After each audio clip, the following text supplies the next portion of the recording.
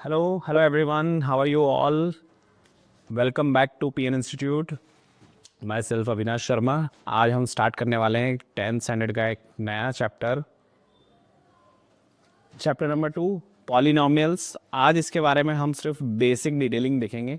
कुछ ऐसी चीज़ें देखेंगे जो आप छोटी क्लास में पढ़ के आए हो, 9th स्टैंडर्ड में पढ़ के आए हो, लेकिन थोड़ी सी रिवीजन की ज़रूरत पड़ेगी उसकी, क्योंकि कुछ क्वेश्चंस उस स्टैंडर्ड से जो टॉपिक आप 9th स्टैंडर्ड में पढ़ के आए हो वहाँ से भी कुछ क्वेश्चंस उठ के बोर्ड एग्जाम्स में पूछे जाते हैं, जो आपके लिए काफ़ी हेल्पफुल रहेगा. तो चलो बिना किसी देरी के स्टार्ट करते हैं चैप्टर नंबर 2 पॉलिनोमियल्स. तो देखो, सबसे पहले चीज बेसिक डेफिनेशन, पॉलिनोमियल्स क्या होता है.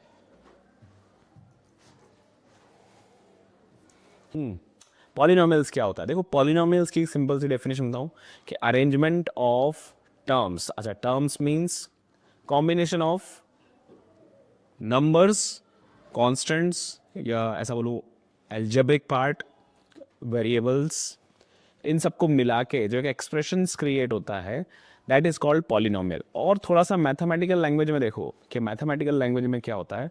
तो पॉलिनोमियल जो होता है वो कुछ इस तरीके से दिखता है.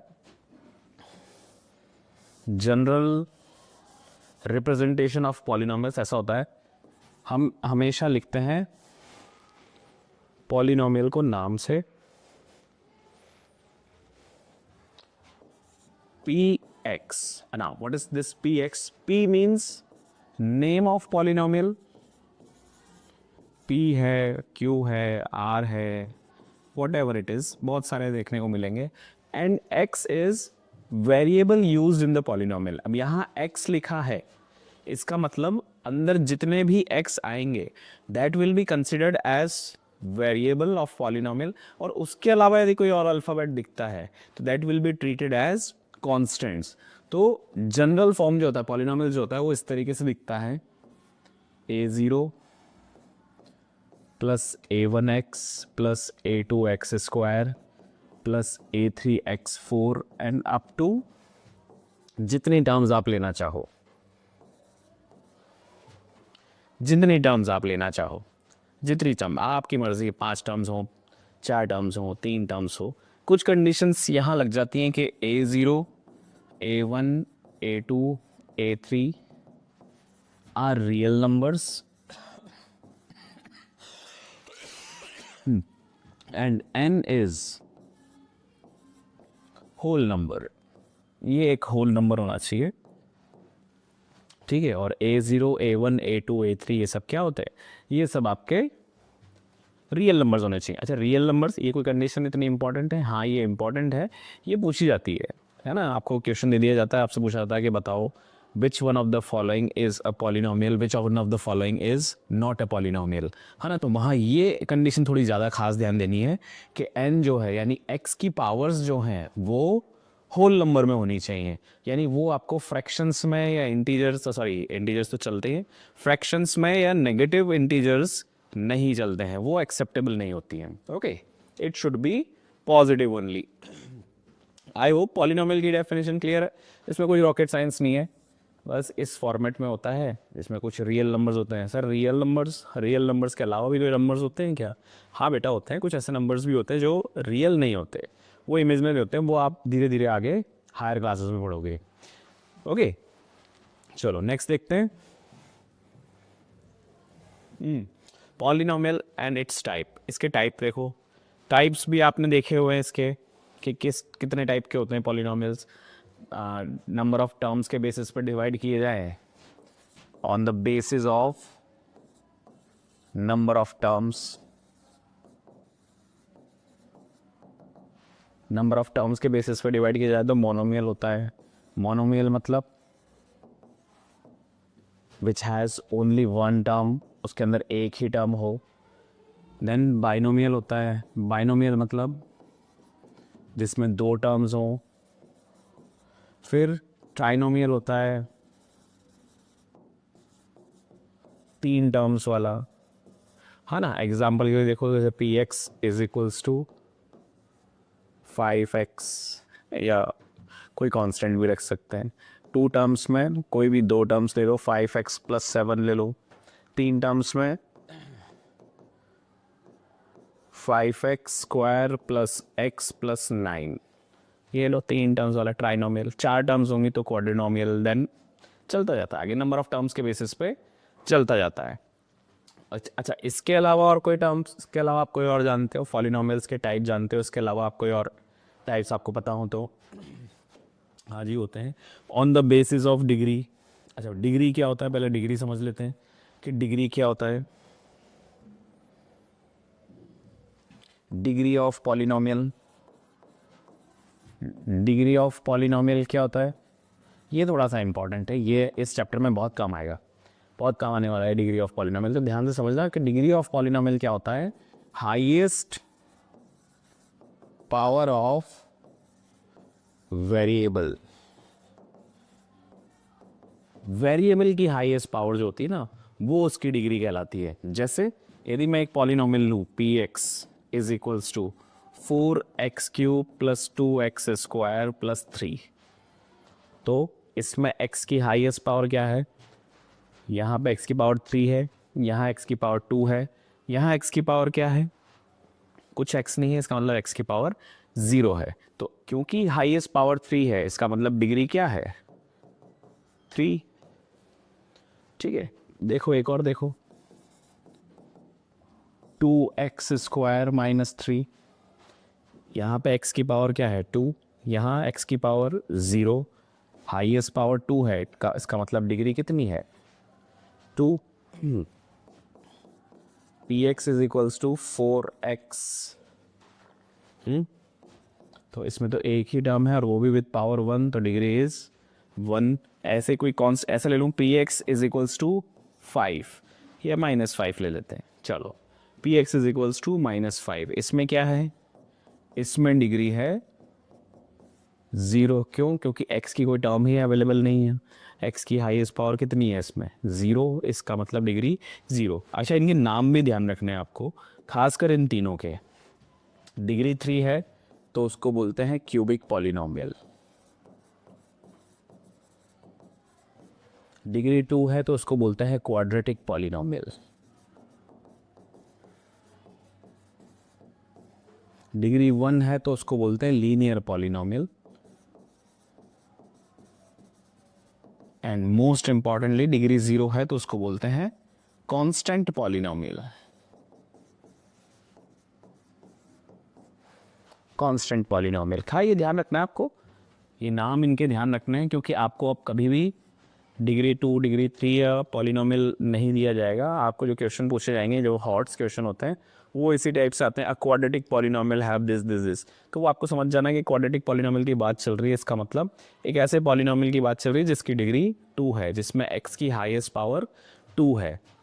तो वो ध्यान रखना है, क्योंकि ये थोड़ा सा अभी आगे जाके सिरदर्द बनने वाला है। जैसे जैसे हम इस चैप्टर में और थोड़ा डीप डाइव करेंगे तो वहाँ तुम्हें थोड़ा सा रियलाइज़ होगा कि हाँ, ये थोड़ा इंपॉर्टेंट है, ये इसीलिए रिवाइज करवाया जा रहा है आपको 10th में, ताकि 9th का आप भूल ना जाओ और ये हमें थोड़ा तकलीफ ना दे। ओके, चलो आगे बढ़ते हैं। लिखना है तो you can pause the video any time, you can pause the video and note it down.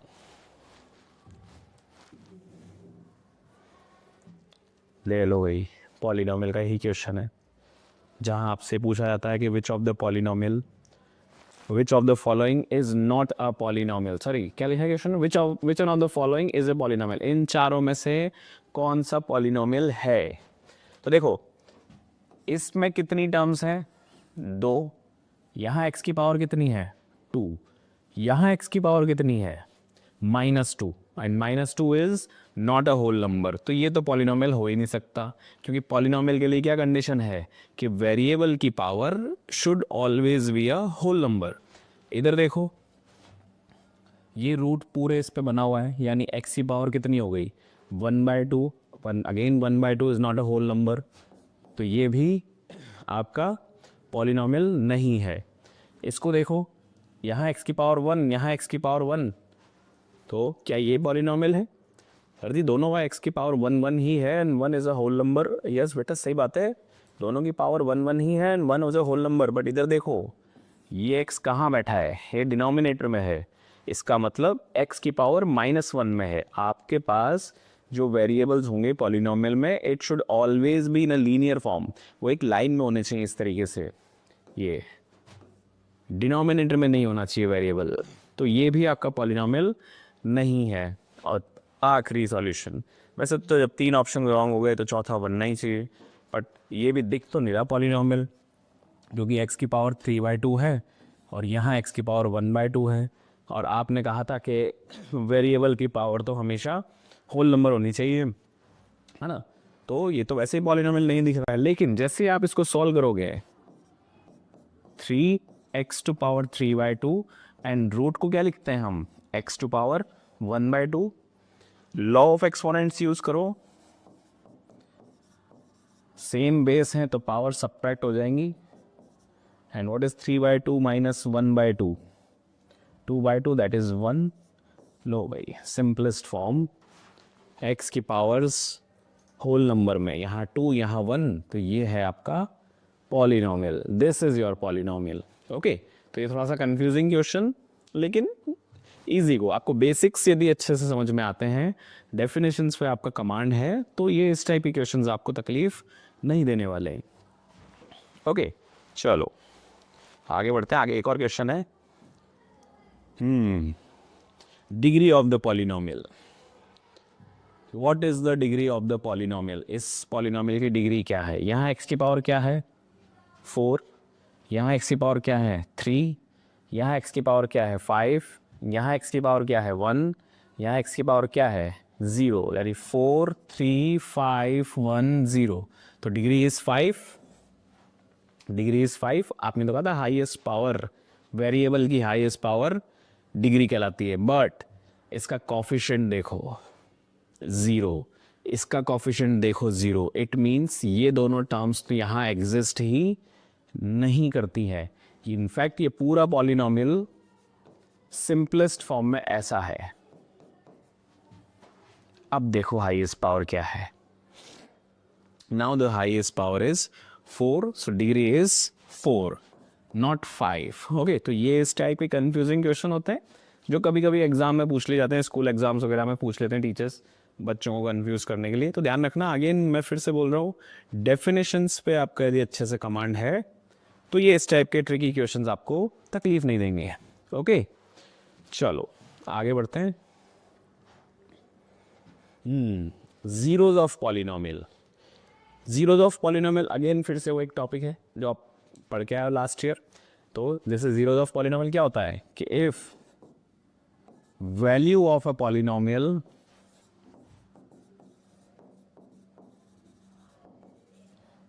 becomes 0 at any value of x, then it is called zero of polynomial.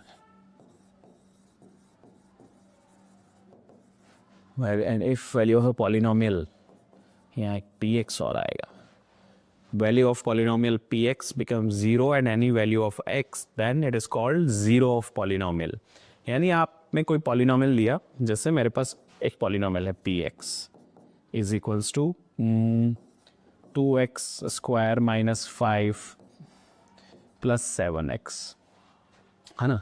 और मुझसे कहा गया कि check x is equals to -1 is it's 0 और not, ये इसका 0 है या नहीं है, ये चेक करने के लिए कहा गया। बहुत किया होगा आपने 9th में, काफ़ी सारे क्वेश्चन इस टॉपिक में बेस्ड किए होंगे, बट ये इंपॉर्टेंट टॉपिक है। इसमें आपके 10th board question, 10th board exam में भी MCQs वगैरह में इसके क्वेश्चंस आते रहते हैं, एंड मैथ्स बेसिक वालों को तो सब्जेक्टिव में भी मिलते हैं। मैं x इक्वल्स टू -1 पे इसकी वैल्यू निकाल लेता हूँ, 2 -1 स्क्वायर प्लस 5 7 इंटू -1, तो p -1 इज इक्वल्स टू कितना हो जाएगा, माइनस ऑफ p, ये हो जाएगा 2 -5 -7, तो क्या आ रहा है क्या 0, -10 आ गया क्या, -10, as p -1 is not equal to 0, so x is equals to -1 is not it's 0, वो उसका 0 नहीं है, वैल्यू ज़ीरो आनी चाहिए भाई, वैल्यू ज़ीरो आ रही है। अच्छा, इसका वाइस वर्सा भी होता है ना। जैसे -1 यदि इसका ज़ीरो है तो इसकी वैल्यू ज़ीरो आएगी, और इसका वाइस वर्सा क्या होगा कि यदि वैल्यू ज़ीरो आ रही है तो वो उसका ज़ीरो होगा, है ना। इन दोनों पे बेस्ड क्वेश्चन बनते हैं जो आपको बोर्ड में मिलता है। देखो मैंने डाले हैं इसमें, अभी दिखेंगे आगे। देखो इस टाइप के क्वेश्चन मिलेंगे आपको। किसी को लिखना है तो I can pause the video and note it down, है ना। फटाफट देखते हैं क्वेश्चन के for what value of m -2 is zero of the polynomial this. एक पॉलिनोमियल दिया हुआ है आपको, px is equals to x³ -2m x square plus 16, और आपसे बोला हुआ है कि -2 इसका ज़ीरो है। अभी जैसे देखो थोड़ी देर पहले बताया था कि वाइस वर्सा में चलती डेफिनेशन। यदि आपसे कहा जाता कि चेक करो -2 इसका ज़ीरो है या नहीं है, तो हम क्या करते, -2 इसमें रख के देख लेते कि ज़ीरो आ रहा है या नहीं आ रहा है। लेकिन इसका उल्टा बोल दिया जाए कि नहीं ये इसका ज़ीरो है, भाई -2 इज ज़ीरो ऑफ px, कि ये इसका ज़ीरो है। इसका मतलब क्या हुआ कि -2 जब मैं यहाँ रखूँगा तो मेरे को वैल्यू ज़ीरो मिलनी चाहिए, राइट। ज़ीरो तभी कहलाता है जब वैल्यू ज़ीरो आती है, तभी तो उसको ज़ीरो बोलेंगे। तो -2 रख दो इसमें, -2 का क्यूब -2m -2 का square plus 16 is equals to zero. और इसको सिंप्लीफाई कर लेते हैं, ये हो जाएगा -8 -2 का स्क्वायर 4 2 ज़ा 8m plus 16 is equals to 0. Now what is 16 minus 8? 8. तो 8 is equals to 8m, तो m is equals to 1 है। ये लो भाई आंसर, हाँ ना, इजी पीजी, बहुत इजी बहुत इजी। हाँ ये इजी होते हैं, 9th में जब पढ़े थे तब भी इजी थे। 10th में क्या होता है कि थोड़ा सा डिफ़िकल्ट लगने लगता है। क्यों 10th में आके क्यों डिफ़िकल्ट हो जाते हैं? डिफ़िकल्ट नहीं हो जाता, एक्चुअली हम भूल जाते हैं 9th का, हम भूल चुके होते हैं ना, इस वजह से थोड़ा सा डिफ़िकल्ट लगता है। बट कॉन्सेप्ट्स आप याद रखें कि ज़ीरो है तो वो उसकी वैल्यू भी ज़ीरो ही देगा, है ना। और इसका उल्टा क्या होता है, इसका रिवर्स कन्वर्स क्या होता है कि यदि वैल्यू ज़ीरो आ रही है तो वो उसका ज़ीरो है ना। इधर लिख दूँ शॉर्ट में कि x is equals to a is called zero of px if pa is equals to zero, है ना। और इसका उल्टा लिखना हो तो कि if P A is equals to zero then x is equals to a is zero of P X. दोनों बातें क्लियर, दोनों बातें ध्यान रखनी है। इन दोनों बातों से रिलेटेड हमें क्वेश्चंस मिलते रहते हैं और आते रहेंगे आगे कहीं ना कहीं।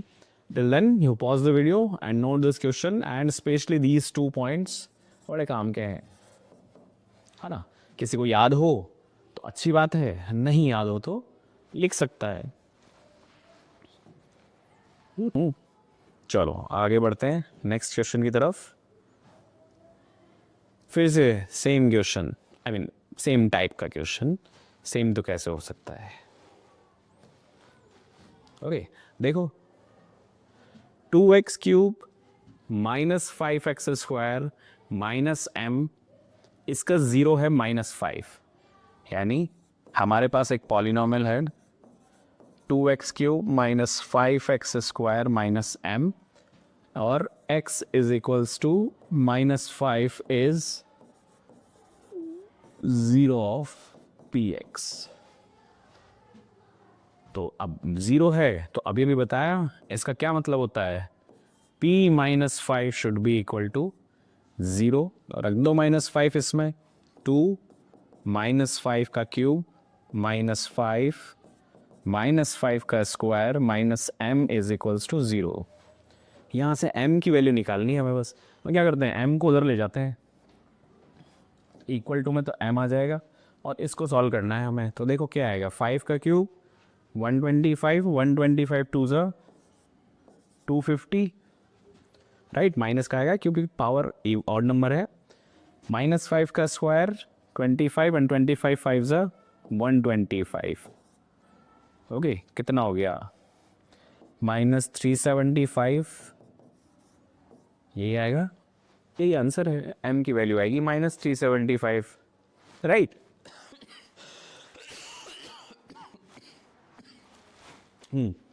चलो सॉरी, आई होप ये क्लियर होगा, नहीं है इसमें कोई रॉकेट साइंस नहीं है। ओके, तो 9th तक का यही है। इसके बाद यहाँ से जो चालू होगा ना, ये आपका एक्चुअल 10th स्टैंडर्ड का टॉपिक है, ग्राफिकल रिप्रेजेंटेशन ऑफ पॉलिनोमियल्स, कि पॉलिनोमियल्स को ग्राफ में कैसे रिप्रेजेंट करते हैं। आपने छोटी क्लास में टॉपिक पढ़ा हुआ इंट्रोडक्शन टू ग्राफ, या 9th में आपने पढ़ा हुआ linear equation in one variable, linear equation in two variables. वहाँ आपने थोड़ा सा हल्का सा आइडिया लिया हो ग्राफ प्लॉट करने का, कि किसी भी इक्वेशन के ग्राफ कैसे बनाते हैं। नहीं लिया तो इधर देखते हैं, हमें कुछ चीज़ें, कुछ खास चीज़ें इस टॉपिक से याद रखनी है। कि देखो, हम एक एक करके तीनों टाइप के पॉलिनोमियल्स की बात करेंगे जो जो हमारे सिलेबस में है। जैसे लीनियर पॉलिनोमियल की बात करूँ मैं, है ना, लीनियर पॉलिनोमियल की मैं बात करूँ, कि linear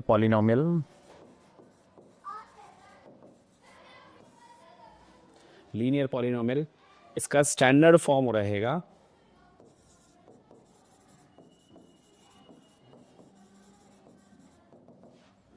px is equals to ax plus b।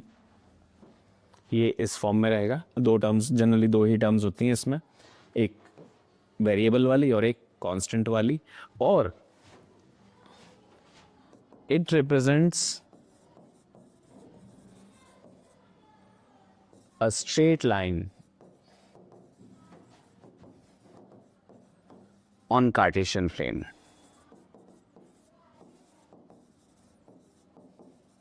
Cartesian plane पे एक स्ट्रेट लाइन को रिप्रेजेंट करता है। एंड यदि मैं इसके ज़ीरो ढूंढने की बात करूं, तो क्या करना पड़ेगा, पॉलिनोमियल को ज़ीरो के बराबर रखना पड़ेगा, और वहाँ से x की वैल्यू निकालेंगे तो क्या है, ये -by। अच्छा, ज़ीरो का मतलब ये होता है कि इसकी जो भी लाइन होगी, जैसे ये x एक्सिस है, ये y एक्सिस है, तो इसकी जो भी लाइन होगी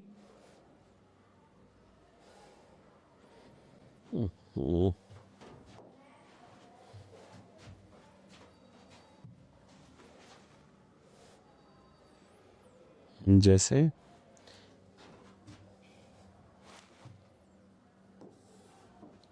वो x एक्सिस को जहां भी काटेगी वो आपका ज़ीरो होगा, ये -by है। वो कहीं पे भी हो सकता है, एक मिनट दूसरे कलर से बना दूं ताकि आपको दिखे। ये लो, -by, यानी x एक्सिस को जहां पे भी लाइन काटेगी, जहां पे भी किसी पॉलिनोमियल का ग्राफ x एक्सिस को काटता है, that point is called zero of that polynomial. और इसी से ये कंक्लूजन निकलता है कि कोई भी ग्राफ पॉलिनोमियल को जितनी बार काटेगा, x एक्सिस को जितनी बार इंटरसेक्ट करेगा, उसके उतने ही जीरोज होंगे, है ना। जैसे ये हमारा क्या था, लीनियर पॉलिनोमियल, इसकी डिग्री कितनी होती है, 1, इसलिए ये x एक्सिस को एक ही बार इंटरसेक्ट करेगा। लेकिन ऐसा नहीं है कि एक बार इंटरसेक्ट करे ही सही, कई बार पॉलिनोमियल ऐसे भी होते हैं कि वो x एक्सिस को इंटरसेक्ट नहीं करते। सपोज करो ये लाइन यदि ऐसी हो गई, तो है तो स्ट्रेट लाइन, और स्ट्रेट लाइन है तो डिग्री 1 है, डिग्री 1 है तो x एक्सिस को तो एक बार काटना चाहिए। बट सर आपने तो कहा कि एक बार काटेगी, पर ये तो नहीं काट रही, पैरेलल है x एक्सिस के। हाँ, ऐसा होता है, ऐसा होता है, जितनी डिग्री है मैक्सिमम उतनी बार काटते हैं, तो ये ध्यान रखना है आपको। देखो अभी क्वाड्रेटिक में लिखवाता हूँ, ये इस बारे में आप ये नोट कर लीजिए, वीडियो पॉज करके।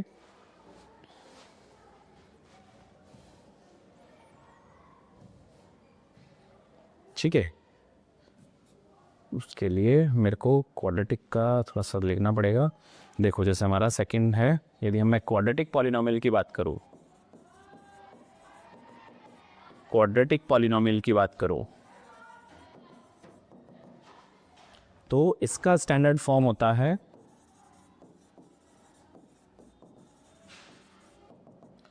ax² + bx + c। ठीक है, एंड ग्राफ इसका कैसा होता है, पैराबोला। एक पैराबोला मिलता है। ये पैराबोला आप शायद पहली बार सुन रहे हैं। पैराबोला क्या होता है? पैराबोला दिखने में कुछ ऐसा होता है, देखो मैं इधर दिखाता हूँ। अब पैराबोला ऐसा होता है दिखने में। एक काम करते हैं, ये एक्सिस को हटा देते हैं ताकि कोई कन्फ्यूजन ना हो। पैराबोला ऐसा होता है दिखने में, है ना? ऐसा भी हो सकता है, ऐसा भी हो सकता है ना? तो आपको ये ध्यान रखना है, number of zeros is great less than equal to, जितनी डिग्री होती है मैक्सिमम उतने जीरो होते हैं, less than equal to degree of polynomial.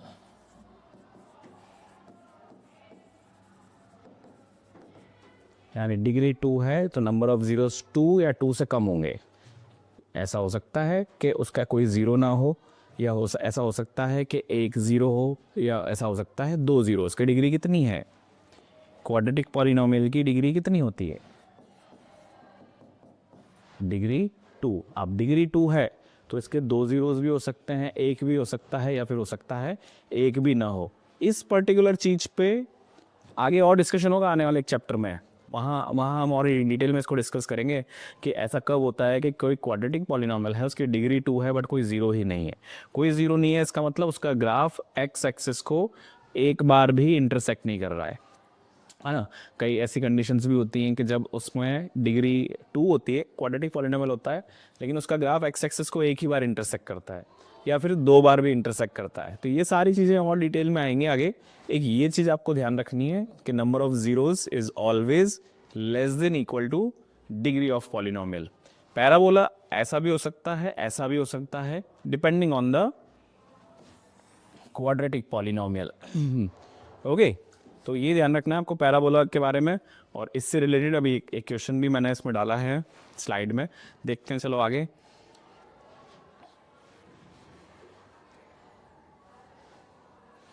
ये लो,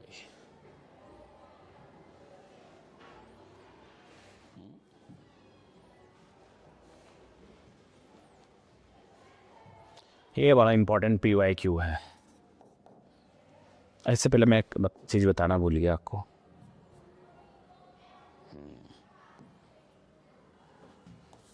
चलो ये भाई ये लिख लेना कि कोई पैराबोला होता है ना,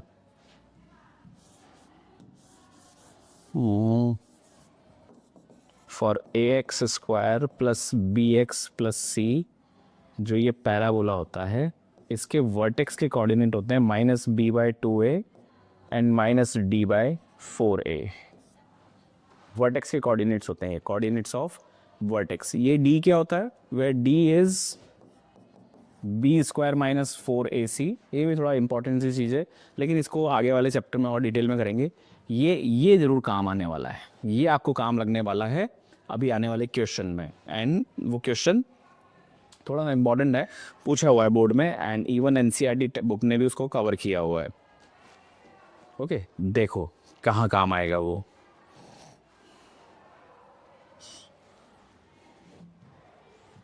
ओके, क्वेश्चन है, for the following graph represents the polynomial AX² plus BX plus C, then comment on the science of ABC। इसमें ये कोऑर्डिनेट्स को अवॉइड करना है, ये कोऑर्डिनेट्स हमारे काम के नहीं है, इनको हटा दें आप, है ना? आपसे बोला हुआ है कि एक पॉलिनोमियल है AX² plus BX plus C, then comment on the science of ABC। आपको ABC के साइंस के बारे में बताना है कि ABC के साइंस क्या हो सकते हैं। तो देखो भाई, बहुत इंपॉर्टेंट चीज़ है, ये ध्यान रखना। इफ पैराबोला ओपनिंग अपवर्ड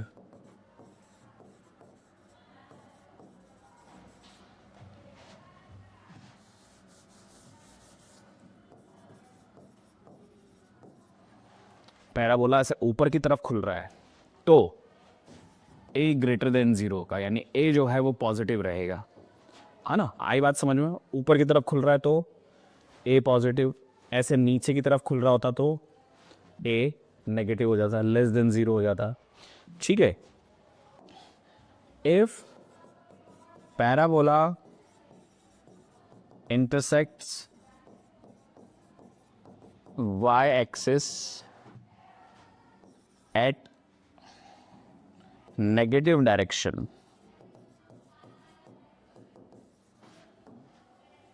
एक काम बताओ, इफ हटा देता हूँ यहाँ से, ये एज में चल रही है चीज़, एज, और यही आपको नोट्स के फॉर्म में याद रखनी है। हाँ भाई, पैराबोला वाई एक्सिस को कहाँ पे इंटरसेक्ट कर रहा है? नेगेटिव डायरेक्शन में। नेगेटिव डायरेक्शन में इंटरसेक्ट कर रहा है, इसका मतलब सी जो है वो लेस देन 0 होता है। ए और सी के बारे में समझ में आया आपको कि ए और सी के साइंस कैसे डिसाइड होते हैं। पैराबोला ऊपर खुल रहा है तो ए पॉजिटिव है, पैराबोला वाई एक्सिस को नीचे की तरफ इंटरसेक्ट कर रहा है तो सी नेगेटिव है। बारी आती है बी की, कि बी का साइन कैसे डिटरमाइन करना है, कि बी पॉजिटिव होगा या नेगेटिव होगा। तो उसके लिए थोड़ा ध्यान देना इधर। वो समझने के लिए एक छोटी सी चीज़ तुम्हें समझनी पड़ेगी कि सपोज करो एक नंबर है x, वो 5 से बड़ा है।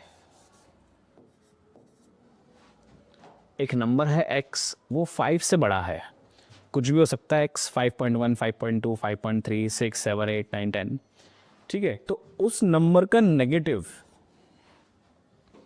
उस नंबर का नेगेटिव -5 से बड़ा होगा या छोटा होगा। सपोज एक नंबर ले लिया मैंने 6, 5 से बड़ा है, तो इस नंबर का नेगेटिव -6 5 के नेगेटिव से बड़ा होगा या छोटा होगा? भाई बताओ, -6 -5 से छोटा होता है बड़ा होता है? छोटा होता है। यानी if x is greater than 5 then -x would be less than -5। इसका सिंपल सा लॉजिक ये है, इसमें इतना रॉकेट साइंस नहीं है, समझाने के पर्पज से इतना डिटेल में बताया है। इनको बोलते हैं inequalities, less than greater than. और जब भी आप माइनस साइन से मल्टीप्लाई करते हैं या किसी नेगेटिव नंबर से आप मल्टीप्लाई करते हैं तो ये इन्वर्स हो जाती हैं, बदल जाती हैं। जैसे हमने -1 से मल्टीप्लाई किया तो greater than turns into less than, less than होता तो वो ग्रेटर देन में कन्वर्ट हो जाता। ओके, ये ध्यान रखना, ये अभी काम आने वाला है। चलो इसको हटा देते हैं इधर से, और आओ भाई बी के साइन के ऊपर चलते हैं कि बी का साइन कैसे डिटरमाइन किया जाता है। तो देखो, इस पॉइंट के कोऑर्डिनेट्स बताए थे मैंने आपको अभी, -b/2a एंड -d/4a बताए थे, नहीं बताए थे? अब इतना तो आप लोगों को पता होगा कि ये जो आगे वाला कोऑर्डिनेट होता है ये x कोऑर्डिनेट होता है, और पीछे वाला जो होता है वो y कोऑर्डिनेट होता है। तो इसका x कोऑर्डिनेट देखो कहाँ आ रहा है, नेगेटिव x एक्सिस पे आ रहा है। यानी -b/2a जो x कोऑर्डिनेट है वो 0 से छोटा है नहीं है, नेगेटिव में आ रहा है ना, यानी ये 0 से छोटा है। देन 2a को इधर क्रॉस मल्टीप्लाई कर दूं तो -b/2a मल्टीप्लाई बाय 0। अच्छा, 2a को आप उधर मल्टीप्लाई कर रहे हो तो पहले ये डिसाइड करो 2a जो है वो नेगेटिव है या पॉजिटिव है। a पॉजिटिव था ना आपका, तो 2a भी पॉजिटिव होगा। और पॉजिटिव नंबर को जब भी आप उधर मल्टीप्लाई करोगे, क्रॉस मल्टीप्लाई करोगे, तो इनइक्वलिटी मेंटेन रहेगी, इनइक्वलिटी चेंज नहीं होगी। अभी बताया था यहाँ पे जो मिटाया कि नेगेटिव नंबर से आप मल्टीप्लाई करते हो तो ही इनइक्वलिटी चेंज होती है। तो -b इज लेस देन 0, अब पूरे को -1 से मल्टीप्लाई करूंगा तो इनइक्वलिटी बदल जाएगी, यानी b is greater then 0, b is greater then 0, c is less than 0 and a is greater then 0। ये इसके ABC के फाइनल साइंस रहेंगे कि a एंड b दोनों पॉजिटिव है और c नेगेटिव है। आया, क्लियर हुआ? एक बार रिवाइज करवा देता हूँ। a और c का साइन कैसे देखते हैं, a का साइन कैसे देते हैं, देखते हैं, ओपनिंग अपवर्ड होना चाहिए। c का साइन कैसे देखते हैं, y एक्सिस को कहाँ इंटरसेक्ट कर रहा है। और b का साइन देखने के लिए हम ये वर्टेक्स के कोऑर्डिनेट्स को थोड़ा सा सिंथेसाइज करते हैं। आई होप ये समझ में आया। एक और क्वेश्चन है, don't worry, pause the video and note it down, फिर देखते हैं आगे। चलो भाई, एक और क्वेश्चन लिया है मैंने, फिर से वही कमेंट द साइंस। तो देखो पैराबोला, ओपनिंग डाउनवर्ड, तो a less than 0, a negative रहेगा। Then intersects y axis in positive direction, तो c पॉजिटिव रहेगा। देख लो भाई y एक्सिस को कहाँ इंटरसेक्ट कर रहा है ये, पॉजिटिव डायरेक्शन में। और ये वर्टेक्स के कोऑर्डिनेट्स क्या होते हैं, -by2a माइनस dy4a, तो ये कहाँ आ रहा है, नेगेटिव x एक्सिस पे। सो -b/2a इज लेस देन 0। इसके बाद क्या किया था, 2a को 0 से क्रॉस मल्टीप्लाई किया था, लेकिन ध्यान रखना a नेगेटिव है, जैसे ही आप इसको क्रॉस मल्टीप्लाई करोगे इनइक्वलिटी बदल जाएगी, क्योंकि a नेगेटिव था आपका। और फिर से आप -1 से मल्टीप्लाई करोगे तो b लेस देन 0, तो b negative, c positive, a negative. ये आ गए तीनों के साइंस। ठीक है, आई होप क्लियर होगा। ओके तो ये ग्राफिकल रिप्रेजेंटेशन आज के लिए इतना ही। ठीक है, अगले चैप्टर में हम और इस चैप्टर के बारे में थोड़ा सा आगे पढ़ेंगे।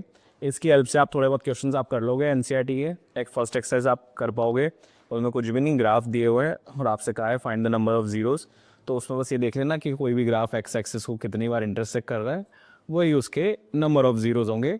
इसके बाद अब इसमें रूट्स के बारे में आएगा, relation between roots and coefficients के बारे में आएगा। ठीक है, मेरी तरफ से आज के लिए इतना ही। If you like our videos please like, subscribe and share this video with many of your friends who can take benefits of this. Till then, goodbye everyone, happy learning.